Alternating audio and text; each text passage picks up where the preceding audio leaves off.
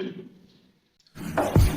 حق يا حق يا حق يا حق يا حق يا حق يا حق يا حق চাচা,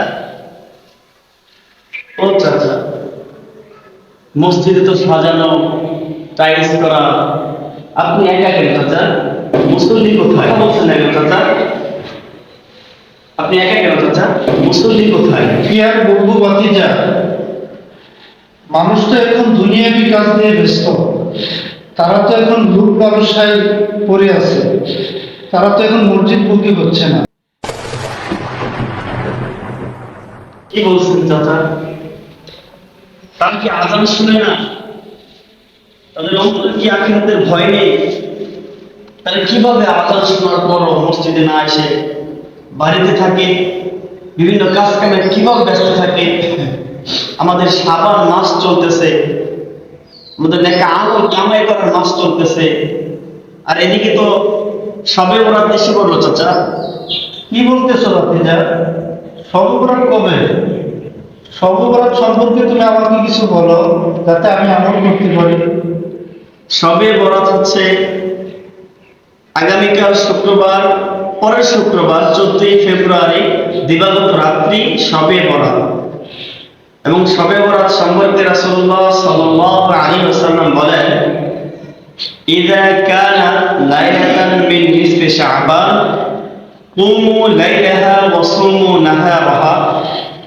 রাসূলুল্লাহ সাল্লাল্লাহু আলাইহি ওয়াসাল্লাম বলতেছেন এখানে যে তোমরা 15 শাবানের রাত্রি জাগ্রত হও এবং পরের দিন রোজা রাখো, কেননা আল্লাহ তাআলা সেই দিন দুনিয়ার আসমানে আসেন, দুনিয়ার প্রথম আসমানে আসেন এবং বান্দাদেরকে উদ্দেশ্য করে বলতে থাকেন, কে আছো গুনাহগার, তোমরা আজকে মাফ চাও, তোমাদেরকে মাফ করে দেওয়া হবে। সুবহানাল্লাহ।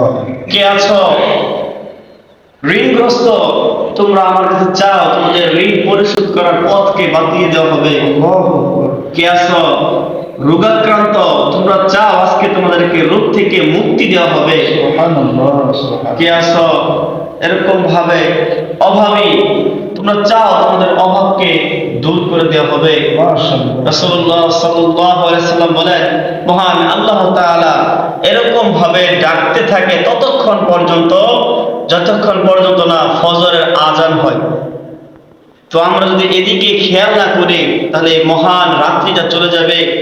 রাসূলুল্লাহ সাল্লাল্লাহু আলাইহি ওয়াসাল্লাম বলেছেন যে এই রাত্রিতে যত মানুষ এরকম ভাবে দুনিয়াতে আসবে, যত মানুষ এক বছরের মধ্যে দুনিয়াতে আসবে এবং এক বছরের মধ্যে যারা মৃত্যুবরণ করবে তাদের লিস্ট করা হয় এবং কার কতটুকু রিজিক পাবে এর লিস্ট করা হয় এই সবে বরাত রাত্রিতে। সুবহানাল্লাহ।